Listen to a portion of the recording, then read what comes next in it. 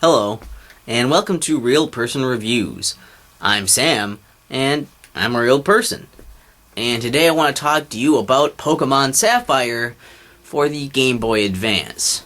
And I'm going to say up front here, you can check out the written review of this by going into the description and clicking the link there, or just going to www.thegravelpit.net.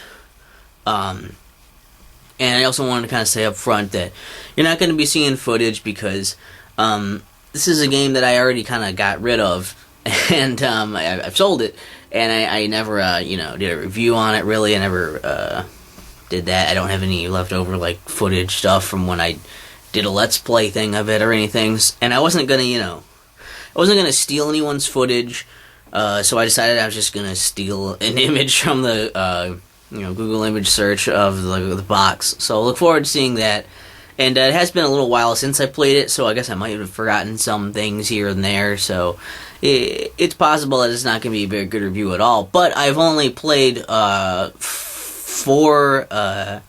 generations of Pokemon games, and this was one of them, so I figured why not just throw it out there for you guys, because you Pokemon fans might give a shit what I have to say. Maybe. So I'm going to assume at this point that you've already seen... you either already know what Pokemon is, or you've at least seen my review of Pokemon Blue to have a general idea of what it is, in general.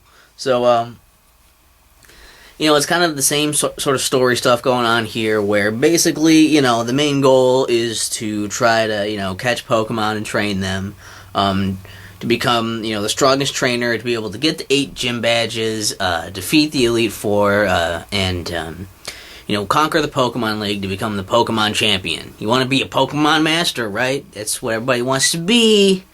So that's kind of the main thing again. There's also a side thing, again, with a team of villains. There's actually 2 teams here. There's a Team Aqua and Team Magma. And depending on if you're playing Ruby or Sapphire, I think they have more of a focus on Team Magma in Ruby, and you have more of a focus on Team Aqua.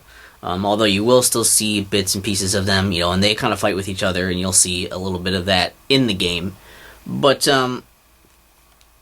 their side thing is basically that you don't really know at first, and you just see them doing, stealing stuff and doing villain things because they're criminals and whatever. And you kind of get mixed up in it, and you kind of have to, try to fight them. And then you start to hear about this legendary Pokemon, I believe it's called Kyogre. You start getting built up to this Pokemon, and you find out that they're trying to use this Pokemon, they're trying to wake it up, and they're trying to make it flood the land. They want to just put everything under the water, and I don't really know why, but that's their plan. I probably missed that key part of why exactly they were doing it. So that's the side thing that you get tangled up in. And there's a lot of cool stuff in this game, I guess it's kind of nice to see there's not just, Team Rocket again, because, that's... Not that it's necessarily old, they've only had, this is only the 3rd game. It's the 3rd generation of Pokemon games. But, it's nice to see some fresh faces in there.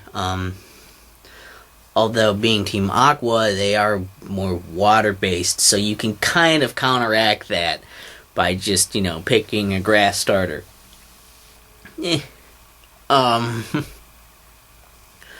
And, it's just, there's a lot of nice stuff just for it being another Pokemon game that you'll enjoy if you like Pokemon games. It's a bigger region, or it's a new region anyway. I don't necessarily know if it's all that much bigger. Obviously it looks more advanced. Being on the Game Boy Advanced, graphically it is technically better. And there's a lot more moves, there's a bunch of new Pokemon, and there's some really cool stuff there. They have addition of these double battles, which are neat, where you can basically have 2 of your Pokemon out versus 2 other Pokemon. And you have to kind of coordinate your attacks because, some of your attacks are going to hurt them. Some will hurt both of them, some will just hurt one of them. Some will hurt both of them and your partner, and you don't want to be, necessarily destroying each other. But you can also kind of buff your partners with some of your moves and stuff, too, I think. Or debuff them, and it's you have options. It's adds a lot of strategy, so that's cool. There's also this addition that every Pokemon now has a nature and a Pokemon power, and the nature usually kind of just changes up a few stats. So it makes like certain stats better and certain stats worse. There's some kind of a trade-off going on with those. And that just makes it so that, when you catch a Pokemon, you have to consider, like, okay, like, the sex of the Pokemon, I think, sort of affects that, as well as, like, the level, of course, and then, like, the nature is also, all that's going to kind of go in and factor into the stats, and make you think about how you want to build the stats with, stat-increasing items and everything.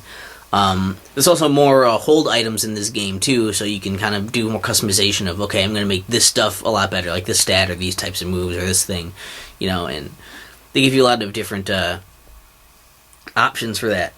And then there's the Pokemon powers, or the abilities, or whatever exactly they're called, are essentially just like passives usually.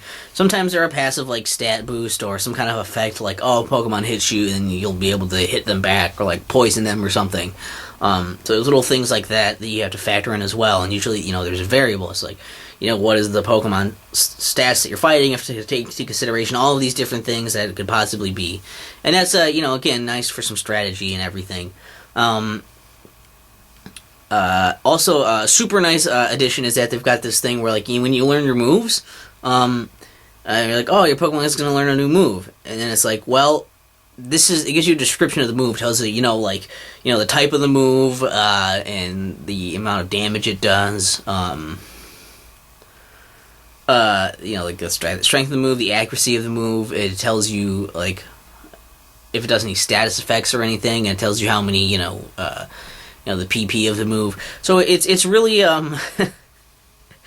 it's really, really nice to be able to look at that and look at the information of your other moves and be like, okay, like, I want this move instead of this move, and be able to make an informed decision, rather than the way it was done in the previous games, where it's like, here's a move, you should already know what it does. If you don't know what it does, you're going to have to either just take a chance of using it, or, just say, I don't want it, because it might not be better than what I've got, and, like, it makes things a lot more convenient, and it's a lot better in that regard.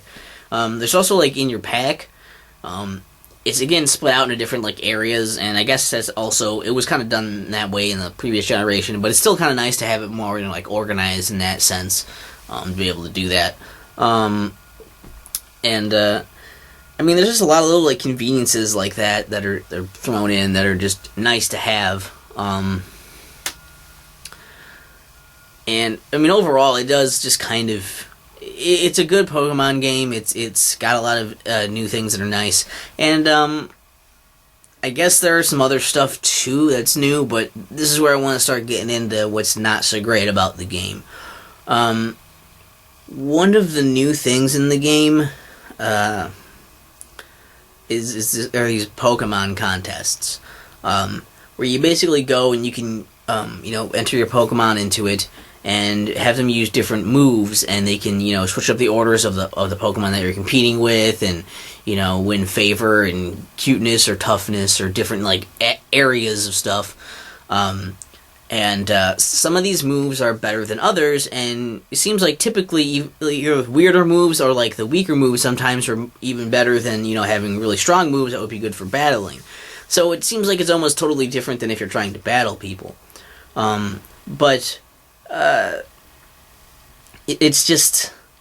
It's kind of dumb because you don't get anything for doing it.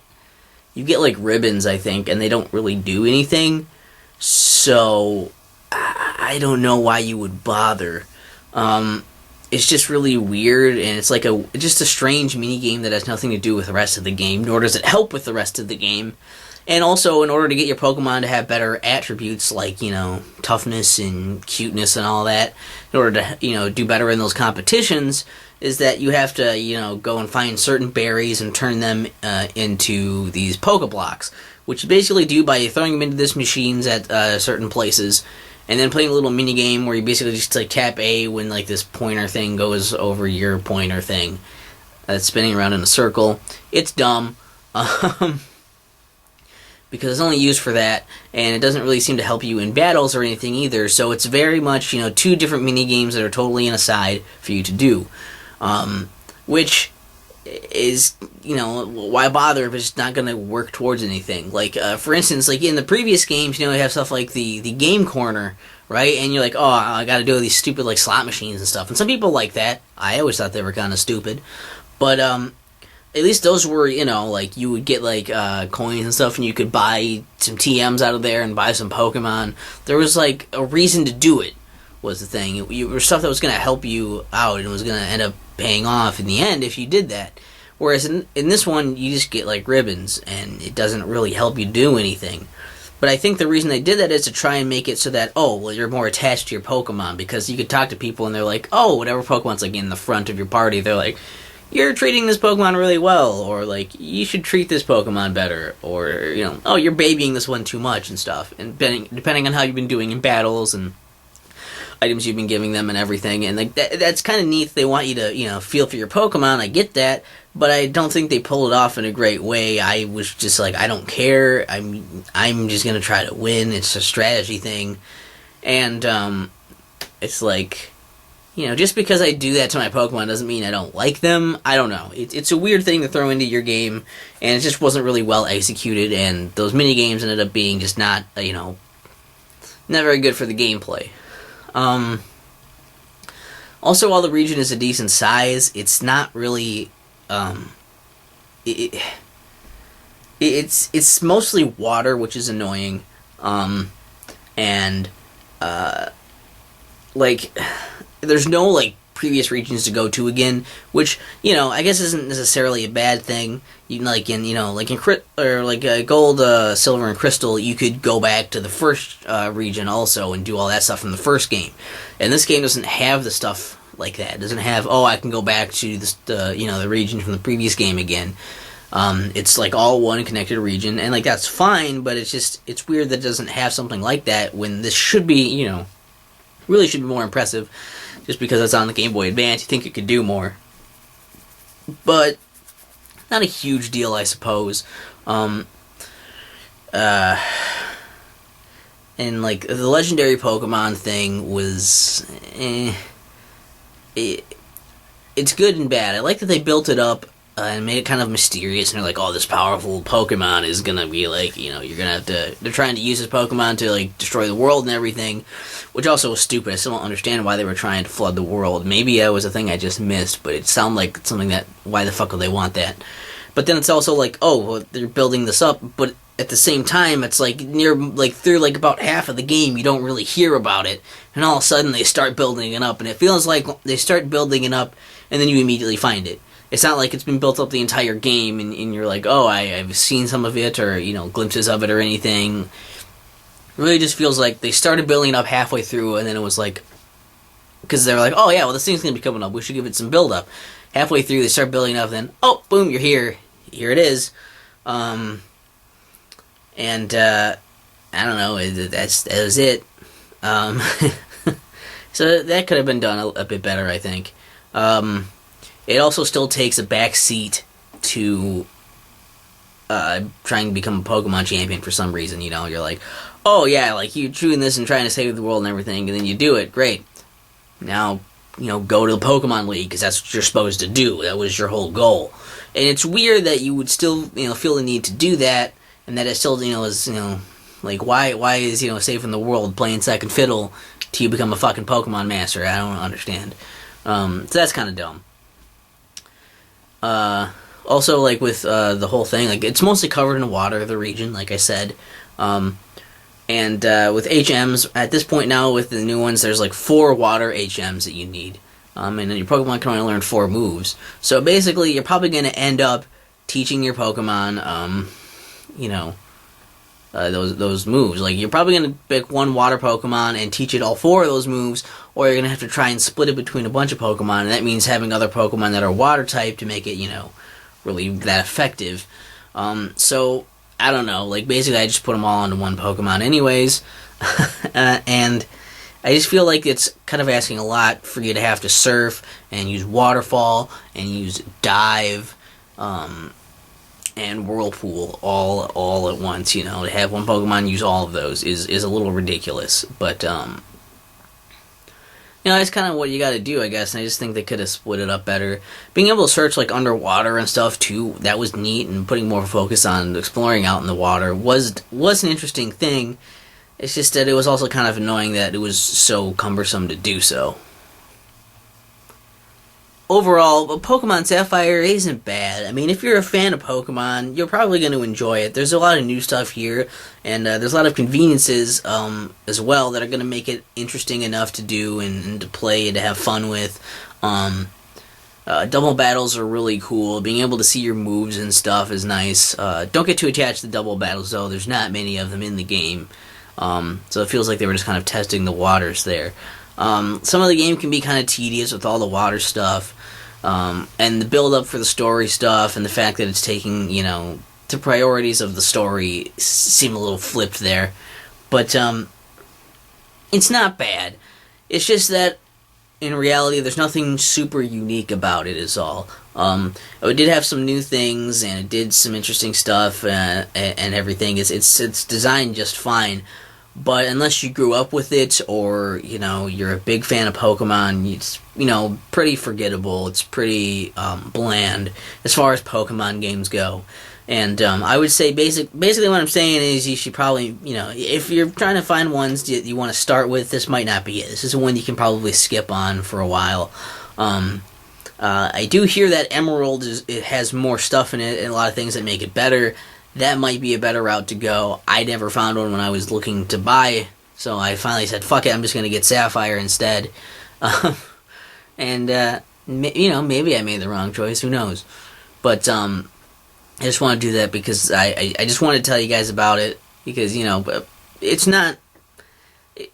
It's just one of the Pokemon games I played, and I know that a lot of people, they they start hearing people talk about the Pokemon, and then if they like, what the person's saying, or hearing their opinion, they want to hear all of it. So I just thought I would tell you guys that, since this was one of the 4 generations that I've played.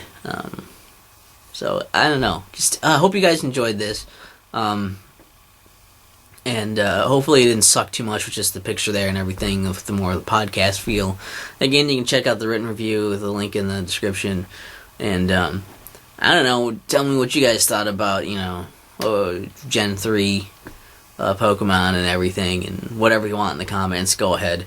I don't really have much else to say except, it's just... It was very meh. It was just meh. Maybe the remakes are better. Maybe those are more fun. I'd probably recommend those before going back to these anyways. But for me, this was probably one I was going to enjoy more. And at the time, I didn't have a 3DS. Whatever. I've talked too long. Hopefully you guys don't hate me. And I've been Sam. I've been a real person. And I still don't know how to end videos.